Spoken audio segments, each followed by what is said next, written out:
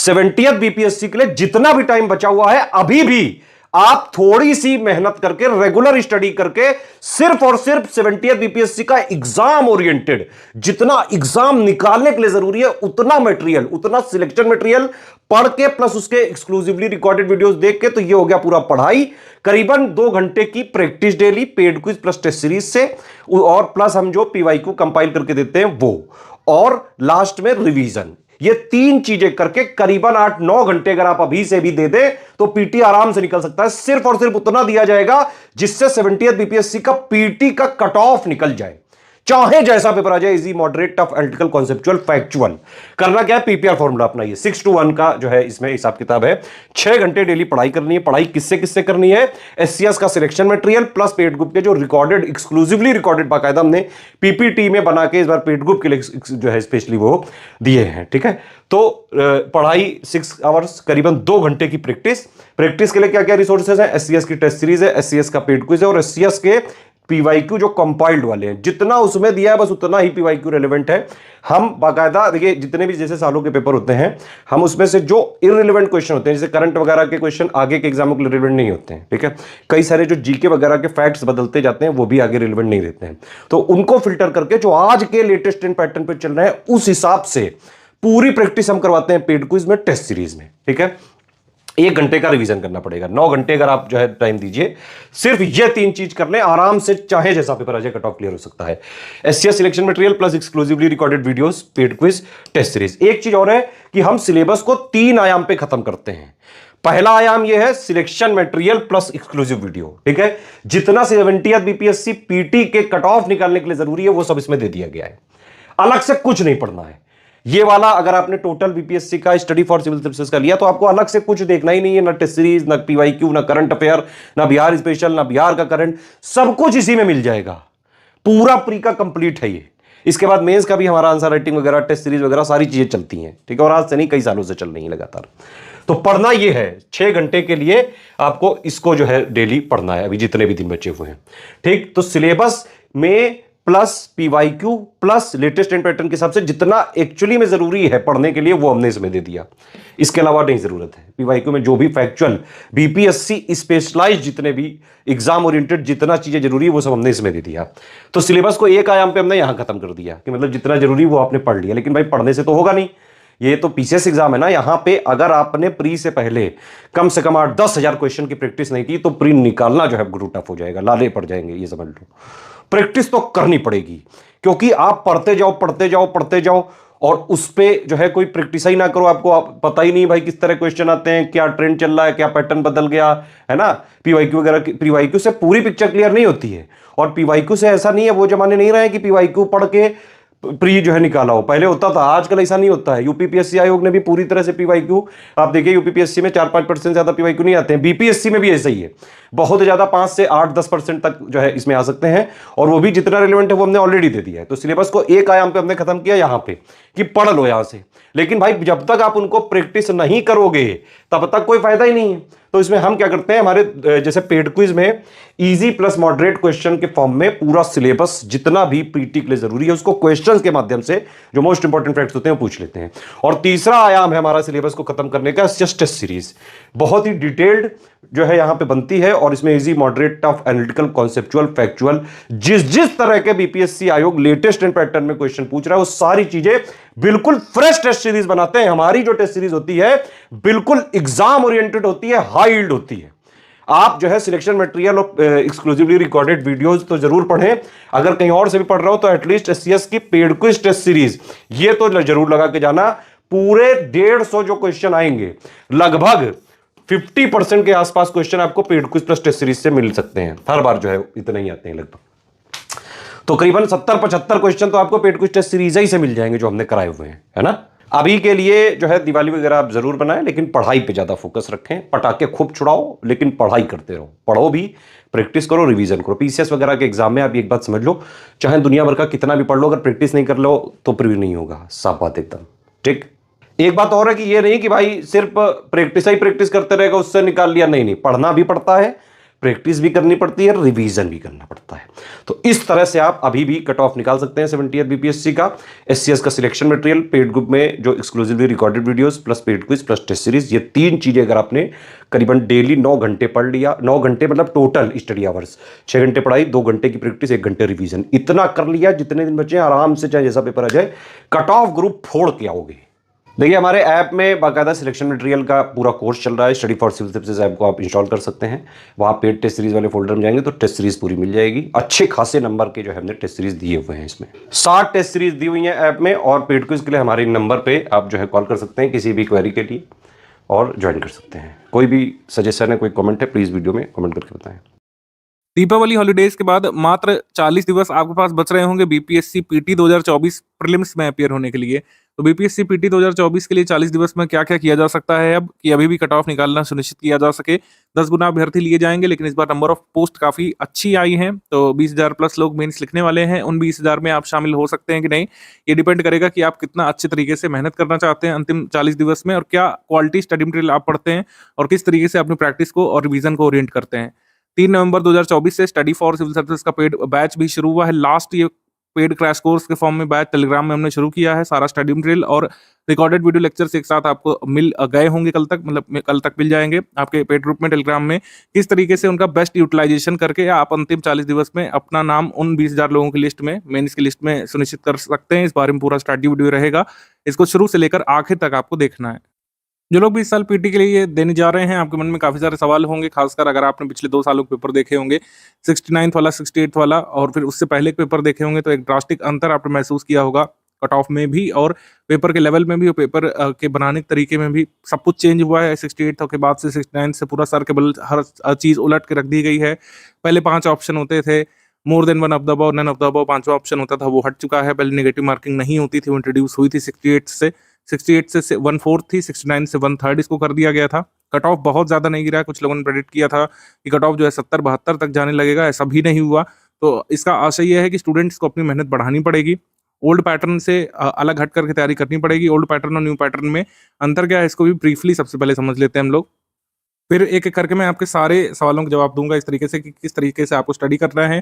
Paid group में अगर आप आएँ तो कैसे बेस्ट यूटिलाइज़ेशन कर सकते हैं हमारे रिसोर्सेज़ का, और कैसे मेंस की लिस्ट में अपना नाम पा सकते हैं। सब कुछ एक-एक करके बात करते हैं। पहले ओल्ड और न्यू पैटर्न समझ लेते हैं।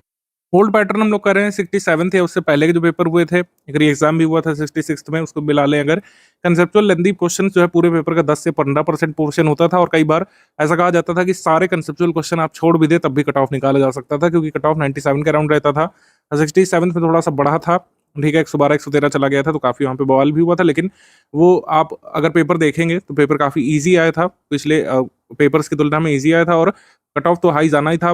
कट ऑफ मतलब पोस्ट भी ज़्यादा नहीं आई थी, तो इस तरीके से 112 कट ऑफ गया था 67th में। फिर उसके बाद से तो पूरा पैटर्न ही ड्रास्टिकली चेंज कर दिया गया। None of the above, more than one of the above में छेड़छाड़ की गई 68th में, और 69th में तो पूरा पैटर्न ही बदल दिया गया। लास्ट जैसे यूपीएससी के पहले के पेपर्स होते थे 2013 2014 वाले, उस लेवल पे इसको लाया गया था, क्योंकि 5वां ऑप्शन हटाया गया था और क्वेश्चंस का जो पूछे जाने का तरीका है बिल्कुल अलग कर दिया गया था। मल्टीपल स्टेटमेंट वाले सवाल जिस तरीके के पहले कभी नहीं आए, असर्शन रीजन वाले सवाल आज तक बीपीएससी नहीं पूछे थे 69 से पहले, वो भी इसमें पूछे गए थे। तो आयोग का स्पष्ट यहाँ पे संदेश था कि सिर्फ पुराने पैटर्न पर नहीं काम बनेगा, आपको कंसेप्चुअल लेंदी पोर्शंस और डिटेल्ड में आपको चीज़ें पढ़नी पड़ेगी। पहले पीवाईक्यू करीब जो है पूरे पेपर का 10 से 20% कई बार रिपीट हो जाते थे, पूरे 150 में से कई बार 15 से 20 पीवाईक्यू रिपीट हो जाते थे, लेकिन अब पीवाईक्यू बहुत ही कम रिपीट हो रहे हैं। होगा भी तो 2-3 क्वेश्चन जो है मिला करके एक पीवाईक्यू रिपीट होगा, अन्यथा डायरेक्ट पीवाईक्यू सिर्फ 2 या 3 क्वेश्चन ही रिपीट हो रहे हैं, जिससे आपको खास लाभ नहीं मिलता है। अब हमारी कैलकुलेशन ये कहती है कि 40 से 50% आपको कंसेप्चुअल और लेंदी फैक्ट वाले क्वेश्चन मिलते हैं। इनमें अगर आप सारे छोड़ देते हैं तो निश्चित तौर पर कट ऑफ से बाहर चले जाएंगे, क्योंकि कट ऑफ कितना जा रहा है, 92 गया था, 92-93 करीब जो गया था यूआर के लिए 69th में, तो उसके अराउंड आपको लाना है। यानी कि आपको 75 प्लस क्वेश्चन तो सही करने ही हर हाल में। आप सारे कंसेप्चुअल क्वेश्चन नहीं छोड़ सकते, कुछ क्वेश्चन भले ही छोड़ सकते हैं निगेटिव मार्किंग को जो है थोड़ा सा अलग रखने के लिए, लेकिन आप सारे के सारे कंसेप्चुअल क्वेश्चन नहीं छोड़ सकते हैं। कंसेप्चुअल और जो लेंदी क्वेश्चन हैं उनमें से आपको करीब 60% क्वेश्चन तो सॉल्व करने ही पड़ेंगे। जो कठिन वाले सवाल हैं ये आप सारे नहीं छोड़ सकते, इनमें से 60% आपको सॉल्व करना ही पड़ेगा, और सही सॉल्व करना पड़ेगा, तभी आप उन 20,000 लोगों की लिस्ट में आएंगे जो लोग मेंस लिखने वाले हैं इस साल। ओल्ड पैटर्न और न्यू पैटर्न का इस तरीके से एक एग्जांपल आप देख सकते हैं। ये पीवाईक्यू नहीं है बीपीएससी का, ये मैंने खुद बनाया है जिससे आपको समझ में आए कि किस तरीके से ओल्ड पैटर्न होता था। ये ओल्ड पैटर्न है, ओल्ड पैटर्न का मतलब है इस तरीके से पहले प्रश्न आते थे। एक ही टॉपिक पर आप 2 अलग-अलग प्रश्न देख पा रहे हैं। आप समझ पाएँगे ओल्ड पैटर्न कैसा होता था। ओल्ड पैटर्न रिलेटिवली ईज़ी होता था क्योंकि आपको शेल गैस और शेल तेल तेल के बारे में कुछ ही चीज़ यहाँ पे आइडेंटिफ़ाई करनी है, ठीक है? जबकि दूसरे में क्या है, अगर मान लीजिए 9th के बाद 17th बीपीएससी देने जा रहे हैं, 71 होगा आगे, इस तरीके के प्रश्न आपको देखने को मिल सकते हैं। इसको न्यू पैटर्न बोलते हैं, जिसमें आपको पूरा कॉन्सेप्ट यहाँ पर शेल ऑयल, शेल गैस इन सब के बारे में और उसका क्या रिलेशन है, नॉर्मल जो क्रूड ऑयल होता है वो उसके संबंध में कैसा होता है, ये पूरी चीज़ आपको पता होनी चाहिए। शेल गैस और शेल तेल परंपरागत संसाधन है, गैर परंपरागत संसाधन है। 1500 मीटर पर पाए जाने वाले पारंपरिक कच्चे तेल की तुलना में अधिक गहराई पर स्थित होते हैं। तो ये कहने का मतलब है कि जब भी आप कोई भी चीज़ पढ़ेंगे, चाहे आप मान लीजिए प्लेट्यू पढ़ रहे हैं, पहाड़ पढ़ रहे हैं, भारत की फिजियोलॉजी पढ़ रहे हैं, ठीक है? भारत की डेमोग्राफिक्स पढ़ रहे हैं, अच्छे से डिटेल में आपको चीज़ें तैयार करनी पड़ेगी क्योंकि ईज़ी क्वेश्चन बहुत ही कम आने वाले हैं। मॉडरेट और डिफिकल्ट लेवल को के क्वेश्चन आपको सॉल्व करने ही पड़ेंगे। तो ये आप दिमाग में बैठा लीजिए, ये थोड़ा-सा डिफिकल्ट लेवल के लिए तैयार करना पड़ेगा। अपने आप को भ्रम में मत रखिए, किसी बड़े कोचिंग संस्थान के कहने पर मत रखिए कि इधर-उधर की बातें करके, फर्जी चीज़ें पढ़ा करके, 4 पन्ने की चौपत्तियाँ दे करके आपका प्रीलिम्स निकल जाएगा, ऐसा नहीं होने वाला है। जो लोग ऐसा सोचते हैं, वो फिर अपीयर होंगे और आगे भी अपीयर होना पड़ेगा अगर आपका सपना है तो। आपको कहीं न कहीं जो है डिफिकल्ट के लिए खुद को तैयार करना पड़ेगा। तो पहले शुरू के स्ट्रैटेजी के 5-7 मिनट मैंने इसी में अब व्यतीत किए, आपके दिमाग में ये बात डालने के लिए कि ईज़ी नहीं है, कितना टफ है, कितना डिफिकल्ट है, ये आपको समझ में आ चुका होगा। अब हम दूसरे फेज़ पर आते हैं स्ट्रैटेजी में कि तैयार कैसे करेंगे। स्ट्रैटेजी का फेज़ नंबर 2 कैसे करना है? कैसे करने का सिर्फ़ सिंपल एग्ज़ाम्पल है। हम लोग जो इधर-उधर की चीज़ें नहीं बताएँगे, हम लोग खुद ही कराते हैं। हमारी टीम जो है समय-समय पर अपने पेड क्रैश कोर्स निकालती रहती है। जैसे 40 दिवस के लिए आया है, तो जितना जो कुछ भी 40 दिवस में पढ़ा जा सकता है, जो पढ़ा जा सकता है 7 से 8 घंटे डेली दे करके, वो सारा हमने सब कुछ एक साथ आपको प्रोवाइड कर दिया है। चाहे हमारे नोट्स हों, जो पीडीएफ फॉर्म में आपको मिल गए होंगे। जिन लोगों ने ग्रुप जॉइन किया है, तो आपको पीडीएफ फॉर्म में स्टडी मटेरियल वाले ग्रुप में सारे नोट्स दिख गए होंगे जो आपको स्टडी करना है। उसमें मैं इंडिकेट भी कर दे रहा हूँ किन-किन को प्रायोरिटाइज़ करना है। अभी वीडियो के आगे के हिस्से में कंप्लीट कॉम्प्रिहेंसिव स्टडी मटेरियल जो भी पढ़ना ज़रूरी है, सब आपको एक साथ यहाँ पे मिल गया है। अब बस आपको इसी को स्टडी करना है। 7 से 8 घंटे जो डेली देना है, उसमें आपको जो ये पीपीआर का फॉर्मूला रखना है, देसी भाषा में पढ़ाई, प्रैक्टिस और रिवीजन। पढ़ाई, प्रैक्टिस, रिवीजन। इसका जो अनुपात है वो कितना होना चाहिए? 6:2:1 करीब इसको रख सकते हैं। अगर मान लीजिए 6 हिस्सा पढ़ाई कर रहे हैं, 2 घंटे 2 हिस्सा यहाँ पे प्रैक्टिस होनी चाहिए और 1 हिस्सा यहाँ पे रिवीजन का होना चाहिए। रिवीजन के घंटे आप लगातार बढ़ाते जाएँगे जैसे-जैसे दिन आपके नज़दीक आते जाएँगे। जैसे मान लीजिए लास्ट के जो 2 वीक बच रहे हैं, उसमें प्रैक्टिस रिवीजन को ज़्यादा यहाँ पे तरजीह देनी है, नई चीज़ें कम पढ़ना है। 7 से 8 घंटे डेली यहाँ पर देना पड़ेगा। 7 से 8 घंटे दिए बिना आप बीपीएससी पीटी को कनकर करने की, इसको क्वालीफाई करने की उम्मीद छोड़ दीजिए। थोड़ा-सा कठिन है, मैंने पहले ही बता दिया कि इसमें समय देना पड़ेगा, लगना पड़ेगा। अगर आपको कोई भ्रमजाल में रखना चाह रहा है, जो कि हम लोग नहीं रखते हैं। हम लोग किसी भ्रमजाल में स्टूडेंट को नहीं रखते हैं कि 4 पन्ने की चौपत्तियाँ दे दी और उससे आपका कोई भला ना हुआ, ये सब काम हम लोग कभी नहीं करते हैं।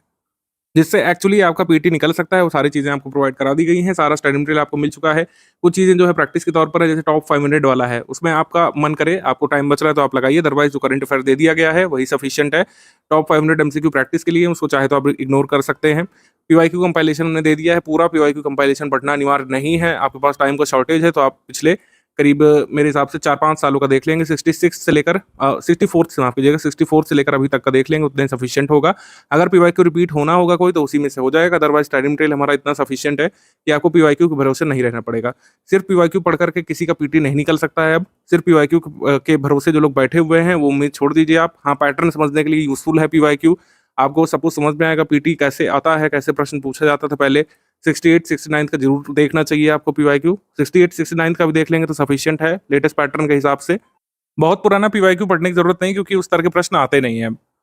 करंट अफेयर के लिए भी आपको कहीं से भी अब कोई भी मैगज़ीन लेने की ज़रूरत नहीं पड़ेगी और डेली न्यूज़ आप फॉलो करना बंद कर दीजिए। जितना भी स्टडी फॉर सिविल सर्विसेज ने दिया है, आपको इस पेड बैच में उतना ही सफिशिएंट है। चाहे नेशनल इंटरनेशनल करंट अफेयर हो, जो नेशनल इंटरनेशनल के प्रश्न आते हैं उससे कवर हो जाएँगे और जो हमने बिहार स्पेशल दिया है उससे कवर हो जाएँगे। अलग से अब कोई भी करंट अफेयर ना पढ़ने की ज़रूरत है, ना उसका वीडियो लेक्चर देखने की ज़रूरत है किसी का भी यूट्यूब में। हमारे जो यूट्यूब में वीडियोज़ आ रहे हैं मंथली वाले, चाहे तो आप देख सकते हैं रिवीजन के लिए, अदरवाइज़ उसको भी इग्नोर कर सकते हैं लास्ट मोमेंट में। सिर्फ पीडीएफ भी जितनी दे दी गई है पेड ग्रुप में वो सफिशिएंट है। करंट अफेयर पीडीएफ जितनी भी दे दी गई है वो सफिशिएंट है, उससे पूरा तैयार किया जा सकता है। अलग से वीडियोज़ वगैरह आप देखने की ज़रूरत नहीं है, ना ही कोई डेली न्यूज़ फॉलो करने की ज़रूरत है। 7 से 8 घंटे आपके इसी में व्यतीत होंगे। एक काम जो स्टूडेंट को खुद करना पड़ता है हमेशा ही और इसमें कोई एक्सटर्नल सपोर्ट नहीं लिया जा सकता है, वो है रेगुलर रिवीजन। रेगुलर रिवीजन जो है आपको करना पड़ेगा यहाँ पर। रेगुलर रिवीजन का जो तरीका है, रेगुलर रिवीजन कई तरीके से किया जा सकता है। रेगुलर रिवीजन का एक तरीका ये है कि पहले जो आपने सारे हमारे नोट्स पढ़ लिए, एक बार अच्छे से सब्जेक्ट वाइज नोट स्टडी कर लिए और फिर वीडियो लेक्चर आप सुन के रिवाइज कर सकते हैं। या तो आप इसका उल्टा काम कर सकते हैं। कुछ लोग क्या करते हैं, वीडियो लेक्चर जो है बिना देखे, मतलब बिना मतलब आंखों से देखे हुए उसको ऑडियो के माध्यम से सुनते हैं और फिर जब नोट्स पढ़ते हैं तो उसको कोरिलेट करते हैं। एक ही तरीका हो सकता है। कुछ लोग क्या करते हैं कि सारा स्टडी मटेरियल पढ़ते हैं, फिर जब हमारे प्रैक्टिस रिसोर्सेज लगाते हैं जैसे टेस्ट सीरीज वगैरह और पेड क्विज लगाते हैं तो उसको रिकॉल करते हैं। तो ये कुछ तरीके हो सकते हैं रिवीजन के। रिवीजन आपको करना पड़ेगा, और कितना होना चाहिए रिवीजन मेरे हिसाब से, यहाँ पर जैसे एक हिस्सा दिया हुआ है, इसका मतलब है कि अगर आप 7 घंटे 8 घंटे डेली पढ़ रहे हैं तो 1 घंटे जो रिवीजन के लिए होना चाहिए, जो भी आपने पुराना पढ़ा एक बार क्विक रिवीजन उसका करना है। सारी चीजें नहीं रिपीट करनी। मान लीजिए आप हिस्ट्री पढ़ रहे हैं, कोई दिन हिस्ट्री पॉलिटी पढ़ रहे हैं, तो ज्योग्राफी में आपको पूरा जो कह सकते हैं एक बड़ा चंक है उसको 1 घंटे के भीतर रिवाइज करने की क्षमता बनानी पड़ेगी। और या तो ये कर सकते हैं कि प्रैक्टिस अगर कर रहे हैं, टेस्ट सीरीज लगा रहे हैं, पेड क्विज लगा रहे हैं, तो उस पर्टिकुलर सब्जेक्ट को प्रैक्टिस करते हुए रिवाइज करिए, या पीवाईक्यू कंपाइलेशन से क्वेश्चन सॉल्व करते हुए भी रिवीजन किया जा सकता है। तो ये कुछ तरीके हो सकते हैं। 7 से 8 घंटे डेली स्टडी करना है, जो भी आपको दिया गया है वो सफिशिएंट है। हमारे प्रैक्टिस रिसोर्स भी सफिशिएंट है इस मामले में। तो रिवीजन के आपके कुल मिलाकर अपने हिसाब से तरीके हो सकते हैं, लेकिन रिवीजन आपको करना है। प्रैक्टिस रिसोर्स जरूर लगाने हैं, जैसे स्टडी फॉर सिविल सर्विसेज की टेस्ट सीरीज है। इस टेस्ट सीरीज की अगर बात करें तो ये लेटेस्ट ट्रेंड और पैटर्न के हिसाब से स्टडी फॉर सिविल सर्विसेज ही लगातार टेस्ट सीरीज बना रहा है। जब से पैटर्न नहीं बदला था तब से हम उस तरह के प्रश्न करा रहे थे, पहले भी 65th में भी 66th में भी, जब जब हमने पेड ग्रुप अपना चलाया है, कि आप मॉडरेट से टफ लेवल के लिए खुद को तैयार करें। और अब आश्चर्यजनक बात यह है कि अब वैसे ही क्वेश्चन आने लग रहे हैं एग्जाम में, रियल एग्जाम में, जैसे कि स्टडी फॉर सिविल सर्विसेज पहले से अपनी टेस्ट सीरीज में पूछता आ रहा है। हमारी टेस्ट सीरीज थोड़ा सा लेंदी होती थी, कई लोग ये कहते थे लेंदी है, हमने कबूला भी है। हमारी टेस्ट सीरीज लेंदी रखने का आशय ये है कि आप एक बड़े चंक को रिवाइज कर सकें, जो आपका सिलेबस का एक बहुत बड़ा भाग है उसको आप टेस्ट सीरीज लगाते समय रिवाइज कर सकें। अगर मुगल वंश या जैसे मुगल वंश पढ़ रहे हैं या फिर सल्तनत काल पढ़ रहे हैं, तो उसमें ऐसे प्रश्न डाले जाते थे कि पूरे मुगल वंश को एक तरीके से एक टेस्ट में रिवाइज किया जा सके। अगर सेक्शनल टेस्ट है, मान लीजिए जैसे ज्योग्राफी का टेस्ट है या हिस्ट्री का टेस्ट है, तो पूरे सब्जेक्ट के मोस्ट इंपॉर्टेंट फैक्ट्स को हम एक तरीके से रिवाइज करवाने के उद्देश्य से लेंथी टेस्ट सीरीज और difficult moderate level test series बनवाते थे, और उसका लाभ स्टूडेंट्स को मिला है और आगे भी मिलेगा। तो स्टडी फॉर सिविल सर्विसेज की test series information dense test series होती है, थोड़ा सा मॉडरेट लेवल की हो सकती है, लेकिन एग्जाम में जो डिफिकल्ट लेवल सवाल आते हैं उसके लिए आप पहले से ही तैयारी कर लेते हैं। पहले से तैयारी करना हमेशा अच्छी चीज होती है। कोई भी आप डिफिकल्ट सिचुएशन फेस करने जा रहे हैं, उसकी तैयारी पहले से हो तो आप उसको अच्छी तरीके से डील कर सकते हैं। अगर आपको हम सारे इजी क्वेश्चन करा देंगे जैसे मार्केट की टेस्ट सीरीज में कराए जा रहे हैं, और फिर एकदम से आप टफ पेपर देखते हैं, तो कई बार आप जो है वहीं पर अपनी हिम्मत हार जाते हैं, कट ऑफ नहीं निकाल पाते हैं। पेड क्विज की अगर हम बात कर लें, काफी लंबे समय से चल रही है, जब से पहला पेड ग्रुप हमने शुरू किया था बीपीएससी के लिए, पेड क्विज तब से चल रही है, और अब हमने नंबर ऑफ क्वेश्चंस भी बढ़ाए हैं, नंबर ऑफ क्वेश्चंस बढ़ा दिए गए हैं क्योंकि पीटी नजदीक आता जा रहा है। मोस्ट इंपॉर्टेंट फैक्ट्स का रिवीजन जो है पेड क्विज के माध्यम से आप कर सकते हैं। पेड क्विज की हम प्रैक्टिस कराते हैं पेड ग्रुप में, टेलीग्राम में ही। इसकी कोई पीडीएफ वगैरह हम नहीं देते हैं। इसका एक पर्पस ये है कि आप उसी समय प्रैक्टिस करें और साइकोलॉजिकली खुद को सही ऑप्शन तक पहुंचने के लिए तैयार करें। इसमें आप देखेंगे काफी अच्छे नंबर ऑफ क्वेश्चन हम पहले ही करा चुके हैं। 6875 नंबर क्वेश्चन ये अपलोड किया गया है जब तक मैं वीडियो रिकॉर्ड कर रहा हूँ, और आगे भी कराए जाएंगे। इसका पर्पस ये है कि आप अच्छी तरीके से प्रैक्टिस कर लें। डेली बेसिस पर मेरे हिसाब से आपको 300 क्वेश्चन अब सॉल्व करने चाहिए पेड क्विज से, जो लोग क्वेश्चन नंबर 1 से सॉल्व करेंगे, और अभी भी सारी पेड क्विज निपटाई जा सकती है। 300 क्वेश्चन डेली सॉल्व करने में मेरे हिसाब से ज्यादा आपको 50 मिनट लगने वाले हैं। आपको बस ये करना है, एक रजिस्टर लेना है, उसमें बस नोट करते जाना है कोई इंपॉर्टेंट फैक्ट जो आपको पहले से नहीं तैयार था। जैसे यहाँ पे लिखा हुआ है संसद की व्यापार परामर्श दात्री समिति, यानी कि बिजनेस एडवाइजरी कमेटी। तो बिजनेस एडवाइजरी कमेटी क्या काम करती है ये दिया हुआ है। अगर आपको काम नहीं पता, आपका क्वेश्चन गलत हो गया, तो नोट कर सकते हैं छोटा सा। अदरवाइज स्टडी मटेरियल में भी ये सारी चीजें होती हैं। There are total 15 members in the Lok Sabha in this committee and total 10 members in from Rajya Sabha in this committee। अब इसमें आप जब चूज करेंगे, मान लीजिए हम इसमें ये चूज करते हैं ये वाला ऑप्शन, तो ये सही सवाल हो गया, मतलब हमारा सही उत्तर हो गया, सही जवाब। तो आपको ये याद हो गया कि इसमें लोकसभा से कितने सदस्य होते हैं 15, और राज्यसभा से कितने सदस्य होते हैं 10। ठीक है, और इसका काम भी यहाँ से क्लियर हो गया है। ये इसकी डिटेल हालांकि स्टडी मटेरियल में भी होगी। तो 3 आयाम पर हम पूरा सिलेबस खत्म करते हैं। सबसे पहला होता है स्टडी मटेरियल की। स्टडी मटेरियल में सारी चीजें आपको जरूरी वाली हैं, जरूरी फैक्ट जो है मोटी मोटी बुक से छांट करके, जो जरूरी वाले जो एग्जाम में पूछे जाते हैं, जैसा बीपीएससी पूछेगा आगे 17th में, उसको कंपाइल करते हैं। तो एक हो गया स्टडी मटेरियल। फिर हो गया हमारी टेस्ट सीरीज। टेस्ट सीरीज में सबसे मोस्ट इंपॉर्टेंट फैक्ट्स होते हैं हमारे स्टडी मटेरियल के, उसको उसमें पूछा जाता है, और एक अलग तरीके से पूछा जाता है, कंसेप्ट बना करके पूछा जाता है, लेंदी क्वेश्चन करके पूछा जाता है, और कई बार कंफ्यूज करने वाले स्टेटमेंट फॉर्म में पूछा जाता है, जैसा एक्चुअल एग्जाम में आता है। फिर पेड क्विज होती है। पेड क्विज में मोस्ट इंपॉर्टेंट फैक्ट्स जो कई बार आप नजरअंदाज कर देते हैं, लेकिन जो जरूरी हो सकते हैं उनका रिवीजन यहाँ पे कराया जाता है। जैसे यहाँ पे कराया जा रहा है, मान लीजिए आपको फर्स्ट क्वेश्चन पे जाना है, तो पिंड मैसेज में आ सकते हैं, इस तरीके से इसको टैप कर देंगे तो फर्स्ट क्वेश्चन का लिंक यहाँ पे आ जाएगा। मेरे हिसाब से आपको फर्स्ट क्वेश्चन से ही लगाना चाहिए, लेकिन आप उल्टा भी कर सकते हैं, लेटेस्ट से पीछे की ओर जा सकते हैं। और करंट अफेयर के जो सवाल हैं मेरे हिसाब से सारे ही रेलिवेंट है इस पेड क्विज में, सारे के सारे सवाल रेलिवेंट हैं। सारे सवाल अगर आपने लगा लिए तो आप मान के चलिए कि 40% पेपर की तैयारी पीटी के लिए ऑलरेडी हो चुकी है। लेकिन अच्छे से सारे सवालों को लगाना है और सिर्फ सवाल लगाना काफ़ी नहीं है। मैंने बताया तीनों चीज़ें ज़रूरी हैं, स्टडी मटेरियल पढ़ना ज़रूरी है, कोई टेस्ट सीरीज़ लगानी ज़रूरी है फुल पेड ग्रुप वालों को और पेड क्विज़ तो लगानी ही लगानी है। ये 67 बीपीएससी में मेरी सेकंड रैंक आई है। तो इसके लिए मैं स्टडी फॉर सिविल सर्विसेज की पूरी टीम को बहुत सारा थैंक यू करना चाहूँगी, क्योंकि उन्होंने मेरी जर्नी को बहुत सिंप्लीफाई किया है। मेरा नाम निकिता है। रिसेंटली अभी मेरा पंचायती राज डिपार्टमेंट में ऑडिटर के पद पे सिलेक्शन हुआ है, जो कि बीपीएससी एग्ज़ाम कंडक्ट करवाई थी। तो मेरी इस सक्सेस के लिए मैं स्टडी फॉर सिविल सर्विसेज की पूरी टीम को बहुत बहुत थैंक यू करना चाहूँगी। ज्ञान सर को इकोनॉमिक का सर्वे और बजट के वीडियो के लिए वो फैक्ट्स को इतनी बार रिपीट कर देते थे कि वो उसे याद करना बहुत इजी हो जाता था। तो thank you study for civil services मेरी जर्नी को इतना सिंप्लीफाई करने के लिए। तो स्टडी फॉर सिविल सर्विसेज के स्टूडेंट्स जो है रैंक 2 रैंक 1 तक ला चुके हैं बीपीएससी के एग्जाम्स में, ये किसी से छुपा नहीं है। निकिता मैडम का इंटरव्यू आप हमारे चैनल पर भी देख सकते हैं, डिटेल्ड इंटरव्यू, सारी उन्होंने इन्फॉर्मेशन दी है, कब उन्होंने ज्वाइन किया, कैसे हमारी टीम सपोर्ट करती थी प्रीलिम्स में और फिर मेंस में भी। तो ये सब कुछ जो है स्टूडेंट्स खुद बताते हैं। स्टडी फॉर सिविल सर्विस एकमात्र ऐसा इंस्टीट्यूट है जो इन सब फर्जीवारों में नहीं पड़ता है। कोई किसी को बुलेट बांटे दे रहा है, कोई किसी के नाम फ्लैट लिखाई दे रहा है, ये सब चीज़ें जो है फर्जी चीज़ें होती हैं। स्टूडेंट का जो ऑनेस्ट फीडबैक होता है स्टूडेंट खुद ही बताते हैं सिलेक्शन लेने पर, और हमारे यहाँ पर फी दे करके ही इन्होंने ज्वाइन किया था। कोई ऐसा नहीं है कि इनको कोई कंसेशन शुरू में दिया गया था। तो सारे लोग ज्वाइन करते हैं, सारे लोग जो है हमारा स्टडी मटेरियल को पढ़ते हैं। जो लोग अच्छे तरीके से, जैसा स्ट्रैटेजी में बताया जाता है, उसको अच्छे तरीके से बाय हार्ट अगर स्टडी करते हैं, जैसा बताया गया है उसी हिसाब से फॉलो करते हैं, तो वही लोग फाइनली सिलेक्ट होते हैं। और आप भी जानते हैं कि पोस्ट लिमिटेड ही हैं, 2000 भी हैं, तो क्या सारे लोग बिहार के नहीं पीसीएस ऑफिसर बन जाएंगे? लेकिन जो डिजर्विंग है, जो अच्छे से एग्जाम की डिमांड पूरी करेंगे, वो लोग निश्चित तौर पर सिलेक्ट होंगे। एग्जाम की डिमांड पूरी करना बहुत ज़रूरी है, स्टेट पीसीएस में या फिर किसी भी छोटे मोटे एग्जाम तक में भी आपको एग्जाम की डिमांड तो पूरी करनी पड़ेगी अगर वहाँ पर पोस्ट के लिए एग्जाम मांगा गया है तो एग्जाम की डिमांड पूरी करने पर स्टडी फॉर सिविल सर्विस की टीम ने हमेशा फोकस किया है और आगे भी करते रहेंगे। और अगर आपने भी हमारे रिसोर्सेज के माध्यम से एग्जाम की डिमांड पूरी की तो आप भी निश्चित तौर पर सिलेक्ट हो सकते हैं। तो कुल मिलाकर 3 चीज़ें ज़रूरी हैं जो मैंने बताया कि स्टडी फॉर सिविल सर्विस के स्टडी मटेरियल से स्टडी करना, और फिर जो है आपको सारा करंट अफेयर यहीं से स्टडी करना है। प्रैक्टिस जरूर करना है, प्रैक्टिस रिसोर्सेज हमने दिखा दिया आपको, टेस्ट सीरीज है, पेड क्विज है, पीवाईक्यू कंपाइलेशन है।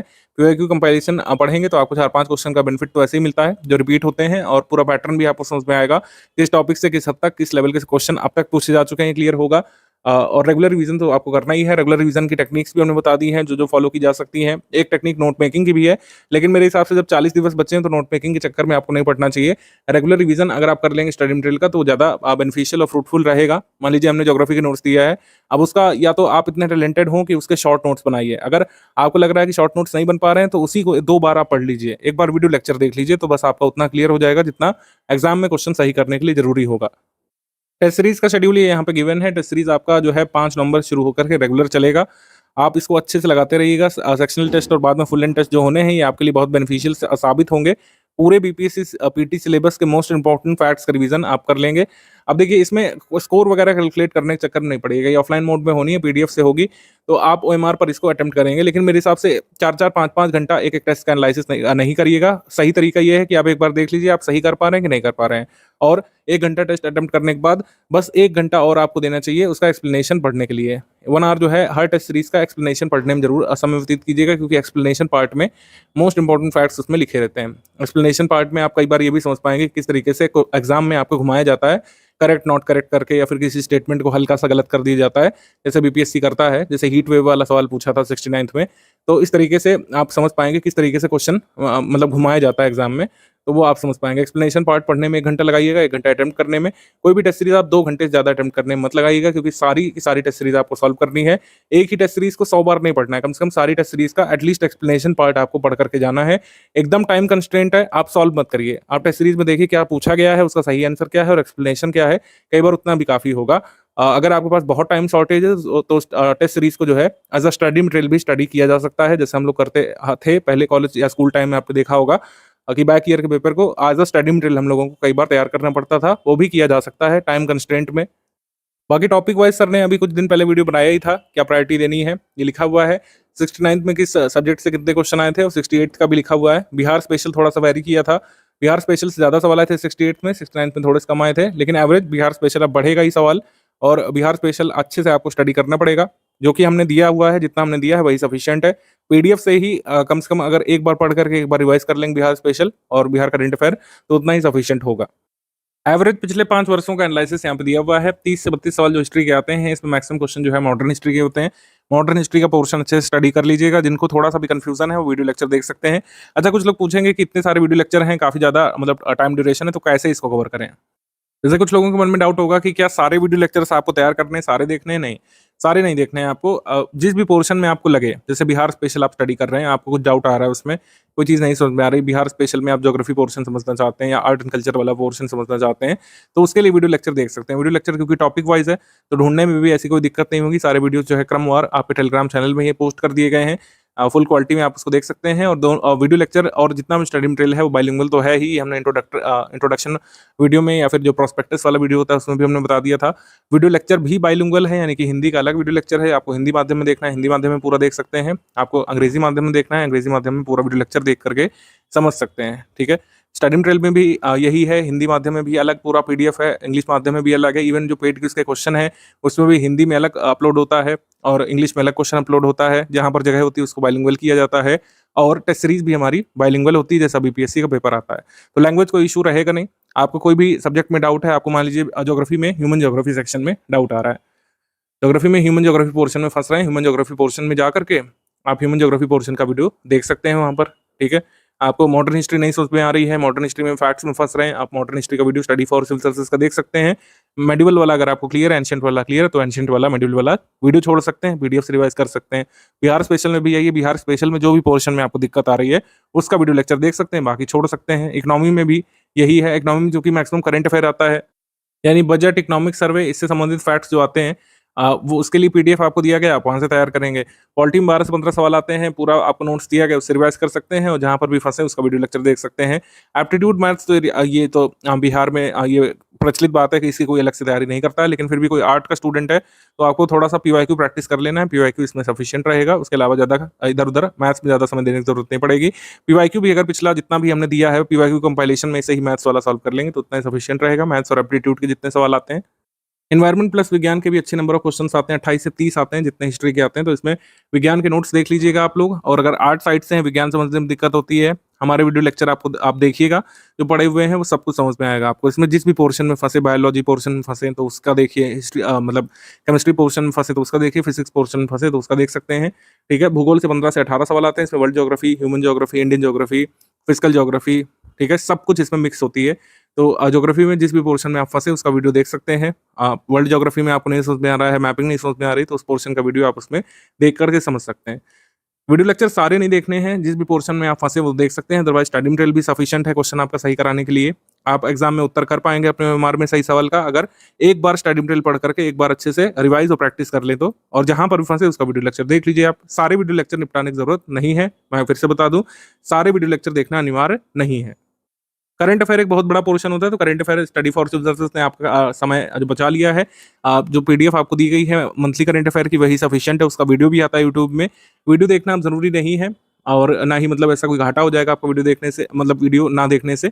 आप जो है पूरा जो करंट अफेयर हमने दिया है कंपाइल करके उसको अच्छे से एक बार पढ़िए, 2 बार रिवाइज करिए कम से कम, सब कुछ समझ में आएगा। उसमें सारी डिटेल जो जरूरी होती है एग्जाम्स में क्वेश्चन सही करने के लिए, जितने फैक्ट जरूरी होते हैं, अवार्ड्स एंड ऑनर्स हो गया, बुक्स एंड ऑथर हो गया, प्लेसेस इन न्यूज़ हो गया, पर्सन इन न्यूज़ हो गया, जितने सेगमेंट होते हैं सब कुछ उसमें कवर कराया गया है। कई बार जो इंटरनेशनल इवेंट्स होते हैं, किसी देश में कोई जज निकाल दिया गया, जैसे मैक्सिको में अभी नियम आया है कि लोग अपने जजेस को जो है चुन करके ला सकेंगे, मतलब वोटिंग के माध्यम से जज जो है चुने जाएंगे। इंटरनेशनल सोलर लाइन्स का नया मेंबर कौन सा आ गया है, ठीक है, अभी जैसे ब्रिक्स समिट हुई है तो उसकी हाईलाइट्स क्या है, सब कुछ जो जरूरी हो सकता है बीपीएससी 70 के लिए सब हमने दे दिया है। अलग से आपको बार बार पढ़ना नहीं पड़ेगा इधर उधर से, जितना भी जो जरूरी होता है सब कुछ हमने कंपाइल करके करंट अफेयर में सब कुछ चेक करके दे दिया है। ठीक है, पूरे स्टडी मटेरियल में से, पूरे प्रैक्टिस रिसोर्सेज में से कोई भी एरर निकलती है तो study for civil service team उसको अर्लीस्ट रेक्टिफाई करती है हमेशा ही। और एग्जाम से पहले आपको सर्वाधिक शुद्ध चीजें मिलती हैं। कई सारे फैक्ट होते हैं पीसीएस में, तो ऐसा कई बार हो जाता है, टाइपो हो गया, कोई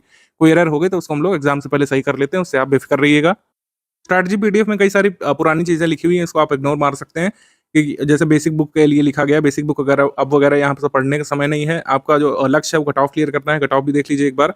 जब से नेगेटिव मार्किंग इंट्रोड्यूस हुई तब से ही का कट ऑफ मैंने आपको दिखा रहा हूँ, क्योंकि 67 का 113 गया था, उसको देखने का मतलब नहीं है। 113 आपको ला नहीं पाएगा, ना ही लाना जरूरी है। यूआर कैटेगरी का 91 गया था जब नेगेटिव इंट्रोड्यूस हुई थी और पैटर्न बदला गया था। ठीक है, 91 गया था और फिर जो है 91.67 गया था यूआर का।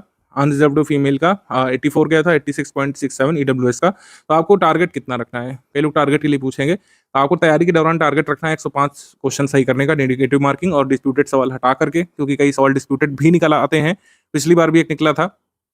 तैयारी के समय टारगेट ये होना चाहिए, और बाकी एग्जैक्ट टारगेट क्या होगा वो पेपर के दिन ही आपको पता चल पाता है। तैयारी के समय ये टारगेट रखना है, ये मैं लिख भी दे रहा हूँ, तैयारी के दौरान 105 सही क्वेश्चन का टारगेट रखना है, जो बिल्कुल निकाला जा सकता है। जो चीज़ें हमने बताई, जो चीज़ें आप फॉलो करेंगे, अगर रिलीजियसली फॉलो करेंगे तो 105 टारगेट कोई बहुत दूर नहीं है।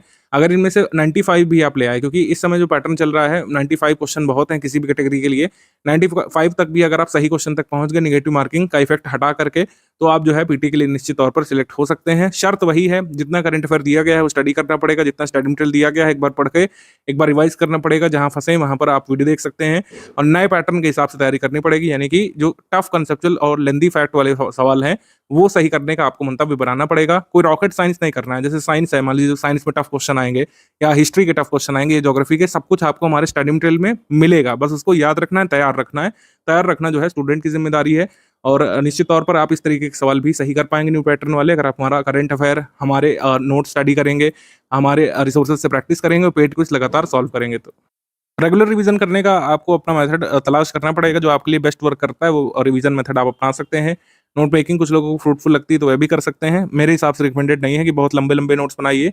इससे बेहतर होगा कि जो स्टडी मटेरियल दिया गया है उसका एक दो बार और अच्छे से रिवीजन कर लिया जाए। ठीक है, फेस्टिवल खत्म हो चुका है, अगर आपको अपने आगे के फेस्टिवल अच्छे मनाने हैं तो 7 से 8 घंटे अच्छे से स्टडी कर लीजिए, जिससे आपको मेंस देने का अवसर मिले। इस बार अच्छी खासी नंबर ऑफ वैकेंसीज हैं, ज़्यादा से ज़्यादा लोग प्रीलिम्स क्वालिफाई करने की कोशिश करेंगे। कई लोगों का जो प्रीलिम्स से रुक रहा होगा, आपके लिए अच्छा मौका है, क्योंकि कट ऑफ थोड़ा सा गिरने की उम्मीद तो है ही। अगर पेपर जैसा आता है 69 68 का वैसा ही आया तो कट ऑफ निश्चित तौर पर थोड़ा सा गिर भी सकता है, लेकिन अगर पेपर जो है थोड़ा सा इजी साइड आ गया तो इतना कट ऑफ 95 के अराउंड रहने वाला है। आपको इसी के अराउंड तैयारी करनी है, बाकी पेपर के दिन डिसाइड होता है कि एग्जैक्ट फिगर क्या होना चाहिए। मान लीजिए आपको सवाल आ रहे हैं तो क्या आप छोड़ करके चले आएंगे कि सर ने 95 बताया था, ऐसा तो नहीं होगा। तो उसके हिसाब से आपको देखना पड़ेगा कि क्या उस दिन का माहौल है, लेकिन अभी के लिए तैयारी के दौरान 105 का टारगेट रखना है, जो बिल्कुल अचीवेबल है, डुएबल है, और पहले भी लोगों ने किया है। कोई रॉकेट साइंस आप लोग नहीं करने जा रहे हैं।